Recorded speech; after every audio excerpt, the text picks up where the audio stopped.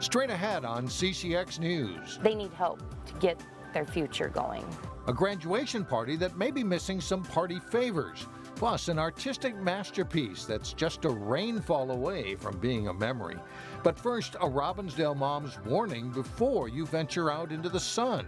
You may not worry about it now, but, in my case, it catches up with you later. CCX News starts right now.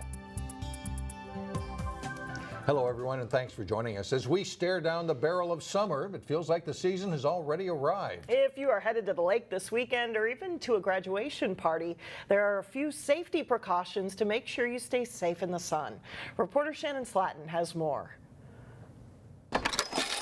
The almost summer sun means a perfect day for lemonade. And this family lemonade stand near Shoreview and Grimes is serving it up and cashing in. We're trying to raise money to get a cool thing at our cabin. They are no stranger to making the sale. Refreshing, fresh.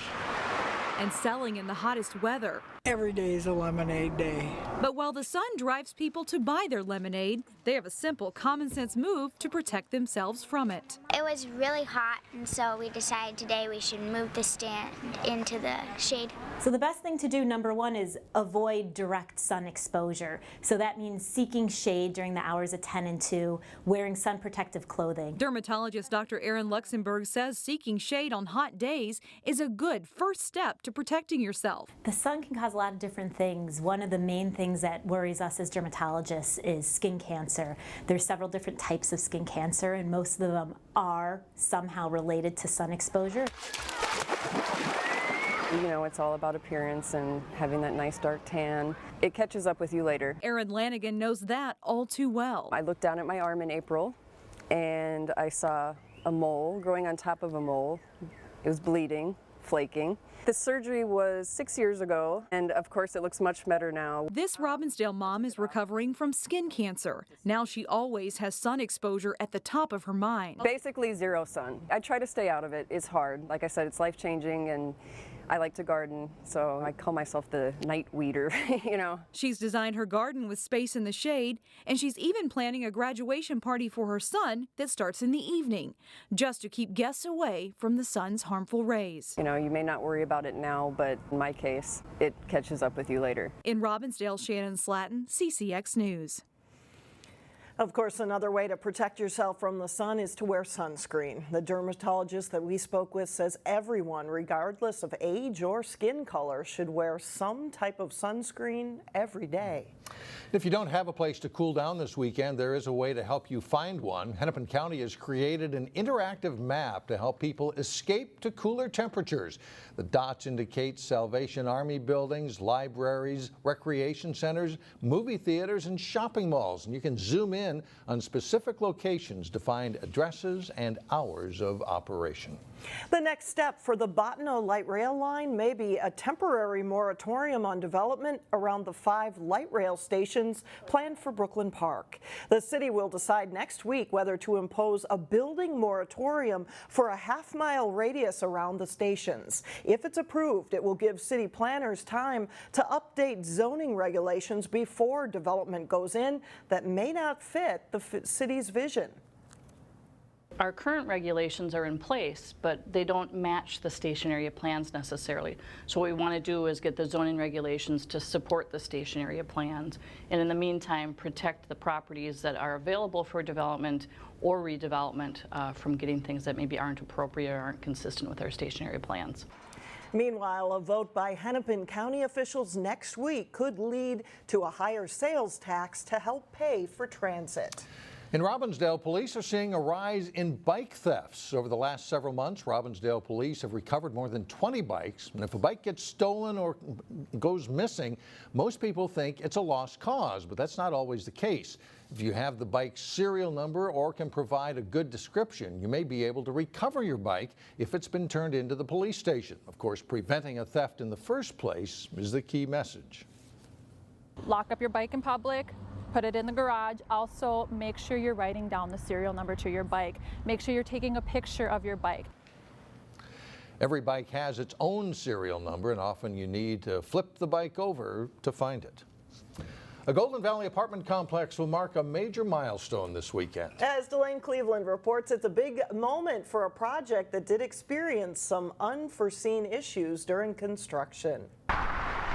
The location we thought was fantastic. Near the western gateway to Golden Valley, passers-by will run into a new apartment complex, appropriately named Hello. The visibility you can't miss. You're right on the corner of 169 and Highway 55, and the branding certainly takes advantage of that. The Hello apartments have 172 units priced between $1,200 and $2,600 a month. It's a complex with a big focus on amenities. Amenities gone wild, so a huge pool deck and a circular pool, sand volleyball court, we've got a bar, we've got fire pits, we've got a sky lounge and a sky deck. If that wasn't enough, they have a fitness center, a recreation room, dog park, and underground parking. It's a little bit different than what you've seen in the suburbs before. The project has come a long way in the past year. We lost confidence and trust. In July of 2016, the developer fired the contractor, Big D Construction, because the lumber they used didn't meet fire safety standards. Tracy Thomas held a news conference back then to announce that they replaced Big D with Frana Companies, who would then switch out all of the wood in question. We did talk about replacing the lumber on the building, and we did that from top to bottom and made sure, just as I had said then, how important it was and how we're focused on safety and code compliance, and that's what we've done. With that issue behind them, they're ready to officially celebrate the grand opening this weekend. It's supposed to be scorching hot, and we're having a huge pool party, so I think that it's perfect timing to celebrate. In Golden Valley, Delane Cleveland, CCX News. And that grand opening celebration begins Saturday at 1 p.m. Visitors will have the opportunity to win a year's worth of free rent. Golden Valley is ready for its second annual Pride Festival on Sunday. This is video of last year's first event, which attracted more than 3,000 people. It is the only suburban Pride gathering in Minnesota. The family-friendly festival includes food trucks, a music stage, a Pride run, and dozens of community vendors and exhibits. This is a family event, and we're going to have some fun with our friends and neighbors, but also to feel supported and to feel like this is a place where everybody, no matter what kind of diversity connection that you have, this is where you can hang out and have some fun and enjoy each other's companionship and maybe make some new connections as well. Again, the Pride Festival starts at noon Sunday. You're encouraged to walk, bike, or take the shuttle because there is no parking allowed in Brookview Park. There's more information at goldenvalleypride.com. Still ahead on CCX News, one school's graduating tradition that may be missing some of its annual luster. We'll explain next. Plus, a spot in the state baseball tournament is on the line for Providence Academy. But first, dangerous heat on Saturday leads to possible storms Sunday.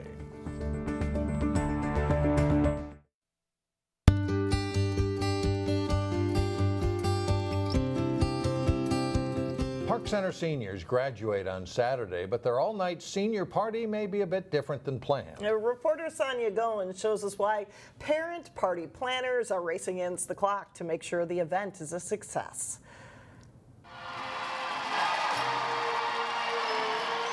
It's a graduation tradition. Once students walk across the stage and get their diplomas, they head off to the senior all-night party. Right now we've got just over 100. Kim Hutchins is one of the parent party volunteers. It's just going to have the logo. Besides putting the finishing touches on decorations, she's also trying to bring in donations. Within the last 2 weeks, we ended up finding out we have next to nothing. The senior party is held to give the graduating class gift bags and prizes as they head off to college. These kids work really hard to get through school. But this year, there might not be as much to give. We have a package of hangers. The party problem happened after a number of promised donations, like microwaves, TVs, and luggage, didn't come through. I don't think they should be left out just because someone dropped the ball on the donations. Kim says many of the students could really use the items. Yeah. Especially since over 66% of the school qualifies for free or reduced lunch. There are so many kids at Park Center that are struggling. Besides gifts and prizes, the senior party is also held so students can say goodbye to their friends one last time before heading off to school. It's not a big deal to me. It's just the time with our friends, I think, is the most important. The future is bright for these pirate grads. It sucks that it's not happening, but it's not going to affect the time that we're going to have together. Who are determined to have a good time and celebrate each other with or without gifts. In Brooklyn Park, Sonia Goins, CCX News. The senior party is Sunday at Brunswick Zone in Brooklyn Park. We will have details on how you can make donations on our website at ccxmedia.org. Still ahead, artists hitting the pavement to brighten up the streets of Maple Grove. But first, action from day one of the state track and field meet. John Jacobson has the highlights from local athletes next.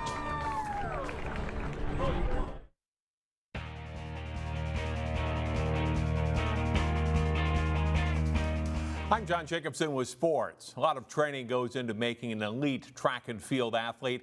Friday and Saturday, that hard work pays off as Minnesota's best gather at the state meet. Highlights from day one in St. Paul. The 3,200 meters is the only running event that's a final today. J.C. Thompson of Wayzata is the top local finisher in the girls 3,200, placing fourth with a time of 10 minutes 50.4 seconds.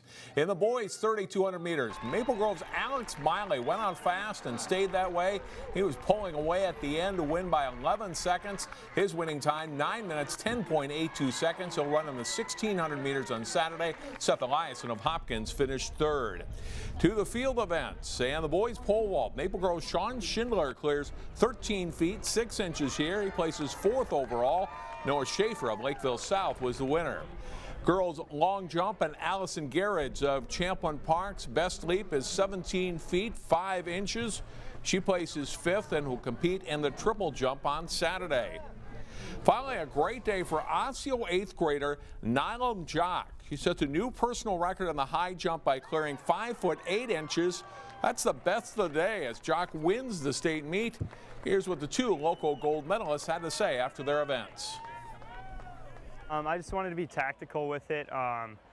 My coaches and I had a plan going in and ended up falling in place perfectly. Last year watching the state race was kind of the same thing with Jarrett. He just went out hard in one of the laps, and I know Seth Eliason has a kick, so I wanted to make sure I had at least some room because him and I race against each other quite a bit, and he's gotten me on that kick. So it feels really good. My goal wasn't to win, it was just to PR. And I'm really happy I did it this year so that I can improve. When I walked in, I warmed up and I really felt light, so after I jumped, I knew that today was gonna be a good day. Most of the track finals and the rest of the field event finals are Saturday starting at 9 a.m. for the Class AA athletes. The state boys tennis tournament wrapped up today in 2 sites in Minneapolis with singles and doubles finals. Breck freshmen Matthew and Thomas Metz in the Class A doubles final. They serve here and Blake's Ben Engbar with a strong return for the point for Engbar and Chris Hall. They switch sides now and off the Blake serve, trade shots at the net. The Breck duo wins this point. Quick hands, they try to battle back late in the second set. It's a close match, but Engbar and Hall win 6-4, 6-4 to take the title. Blake's Jack Barker beat his teammate Joe Mayers in the singles final. Armstrong's Nikita Snezhko placed third in AA singles, and Benilde's Tristan Felstead and Ryan Frost were third in AA doubles. The state softball tournament wrapped up today in Mankato. Here's a recap of how the local teams did. After falling to Chanhassen in the quarterfinals of the Class 4A tournament, Maple Grove bounced back to beat Park Cottage Grove 4-1 in the consolation semis. Taylor Wente had 2 hits, while Ava Dueck pitched a 3-hitter. Hopkins lost 8-2 to Buffalo in the consolation semifinals. Friday morning in the consolation championship, Maple Grove lost 6-4 to Buffalo. The Crimson rallied with 3 runs in the 7th before falling short. In Class 3A, Totino Grace fell 5-0 to Winona in the semifinals. The Eagles managed just 1 hit in that game. In the third place game Friday morning, the Eagles beat top seed Mankato West 8-1 to finish the season with a 23-3 record. After Wayzata, Maple Grove, and Champlain Park played their way into the state Class 4A baseball tournament. Local private schools and smaller classes aim for section titles. Maple Lake hosting Providence Academy in the Section 5 AA final. It's a close game. Late, bottom of the 6th, Maple Lake's Ben Clapp with that RBI single, and the Irish are up 5-2. Top of the 7th, Jackson Sunderby crushes a shot off the fence. Zach Fritz is held at third. Sunderby gets a double, and Providence has 2 in scoring position with no outs. Peter Schroeder puts it in play, and there's an error on the throw to first, allowing Fritz to score, and it's 5-3. Another Maple Lake error on a pickoff attempt allows Sonderby to motor home, and that cuts the lead to 5-4. Keaton Hodgkin gives it a ride, bidding for the tying run here, but it's caught, and that's the ball game. The Irish go to state as they eliminate Providence Academy. Heritage Christian Academy loss in Section 4A. And that is it for sports. Mike and Alex, back to you. All right, some great highlights. Thanks, John. Up next, chalk one up for Maple Grove. And how you can enjoy artistic masterpieces on Main Street when we come back. Finally, chalk it up to Maple Grove for bringing some artistic masterpieces to the city. As Neil Pursley shows us in Weekend Showcase, it's artwork that may leave a lasting impression, but it's work that won't last forever. Last year was Chalkfest's inaugural year at Arbor Lakes. They had over 20 artists, and it was very well attended and very well received. I wanted to see if it was going to be even bigger this year. So I tracked down local artists from Crystal, Sean McCann, and asked him, what can we expect? We're definitely growing. We have almost twice as many artists this year. We've got 35 artists, and from 3 other countries and from all over the U.S. I asked Tanya Youngberg of Utah why she came back for a second year. To me, it was the people, the fact that they treated us so well, and all of them wanted to learn about the art and were interested in it and respectful of us as artists. The murals that these artists are painting are being done ahead of the weekend to promote the Chalkfest and will be displayed around Arbor Lakes. Minneapolis Northwest Tourism is again sponsoring the event, which last year drew spectators from outside the state. The Maple Grove Art Center is active, providing chalking classes, of which there are 2 on Saturday morning and 1 on Sunday morning. And then we'll have a children's area where the children can come and buy chalks, and then they can sit on the roadway and they can just chalk. In the world of street art festivals, Maple Grove is now on the map. For the amount of professionals that are in town, the next closest would be probably Kansas City. That would be this level of artistry coming in. The event starts at 10 o'clock in the morning, both Saturday and Sunday, and runs till 5 p.m. each day. It's a wonderful free event for all ages, and it's your chance to see what you see on the internet come to life here in Maple Grove, and then it gets washed away. For Weekend Showcase in Maple Grove, Neil Pursley, CCX News. And again, Chalkfest starts 10 a.m. Saturday morning, and Main Street in Maple Grove. Some incredible work out there. It is temporary, so bring a camera. That's right. It's really good stuff. Yep. That does it for us. Thanks so much for joining us. Have a great weekend, everyone. We'll see you Monday.